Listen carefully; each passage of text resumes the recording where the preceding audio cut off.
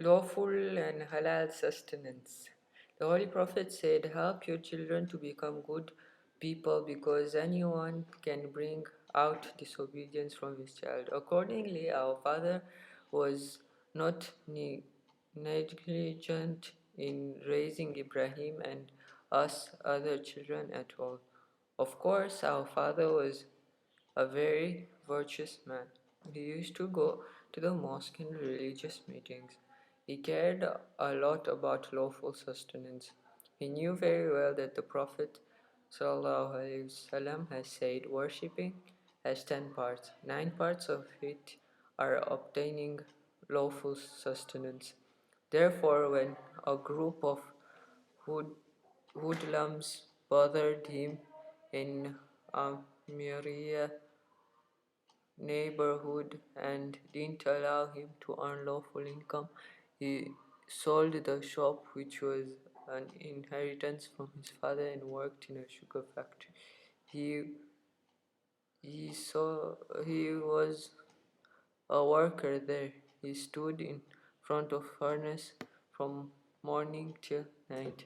It was at that time that he was able to buy a small house. Ibrahim said several times, if my father raised good children, it is because of the hardships which he went through to earn a lawful income. Whenever he remembered his childhood, he would say, my father helped me to memorize the Quran. He always took me to the mosque with him. Most of the time we went to Ayatollah Noori Mosque near the Sarshemeh intersection. There were religious meetings held there by the name of Hazrat Ali Asghar alayhi salam. He My father had the honor of serving there. I remember in the last years of his primary school, Ibrahim did something which made our father very angry. He told him, Ibrahim, go out and don't come back home until night time. Ibrahim did not come back home until night time. The whole family was worried that what he eaten for lunch, but everyone obeyed our father. It was night time when Ibrahim came back. He politely said hello to everyone. I asked him immediately, what did you do for lunch, brother? Our father looked unhappy, but he was waiting for Ibrahim's response.